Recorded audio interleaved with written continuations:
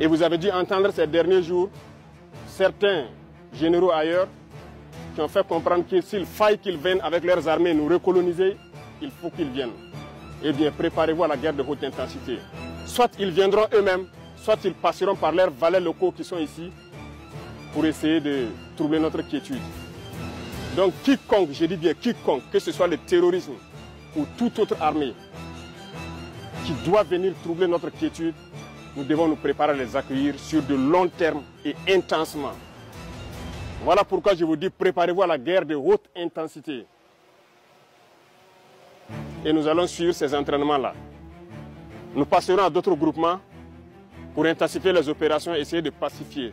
On est là ce matin pour vous féliciter. Ça, il faut le dire du fond du cœur, on est là pour vous féliciter. Pour tout le travail que vous avez pu abattre dans cette région. Je dirais dans ce groupement, parce qu'il s'agit de là et aussi de la région du sud-ouest. Félicitations pour tout le travail, félicitations pour cette bonne symbiose. Grâce à vous, presque 100% de ce territoire est conquis. Vous êtes en phase de consolidation. En tout cas, félicitations pour tout le travail abattu. Nous avons pu suivre avec vous les opérations dernièrement, avec beaucoup d'amertume aussi, lorsque vous voyez les terroristes franchir le fleuve, se retrouver à moins de 50 mètres de vous et que vous n'avez pas la capacité d'engager, parce que vous n'avez pas l'autorisation. Ça fait partie de votre discipline de formation. Mais retenez que ceux qui ont pu échapper à votre furie, qui se sont réfugiés de l'autre côté de la frontière, se prépareront certainement, puisque c'est une base arrière. Ils vont se préparer et essayer de revenir. Alors, je souhaite que vous fassiez corps avec les VDP que vous avez installés un peu partout, avec toutes les unités en position avancée, que vous puissiez continuer à intensifier les patrouilles, de sorte que, lorsqu'il doit revenir, il n'y a qu'une seule chose qui l'attend, c'est la mort. Nous sommes à cette étape actuellement. C'est sans pitié, c'est sans répit. On ne continuera pas de mourir inutilement. Vous êtes allés vers eux, vous les avez délogés, vous avez récupéré vos terres. Il n'y a pas de raison qu'ils reviennent encore. Nous ferons tout pour vous mettre à niveau aussi, pour que vous puissiez les stopper. C'est ainsi.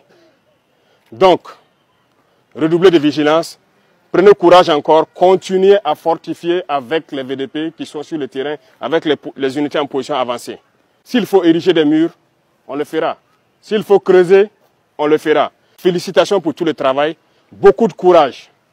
Vous allez commencer un nouveau cycle d'entraînement. La guerre de haute intensité. C'est à vous, chefs, officiers militaires, prenez ça en compte. Commencez à vous préparer pour la guerre de haute intensité.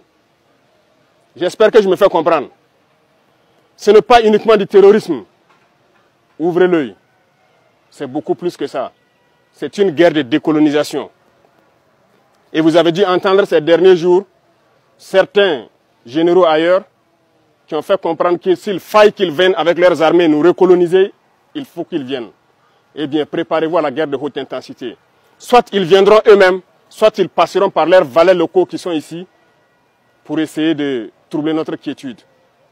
Donc quiconque, je dis bien quiconque, que ce soit le terrorisme ou toute autre armée qui doit venir troubler notre quiétude, nous devons nous préparer à les accueillir sur de long terme et intensement.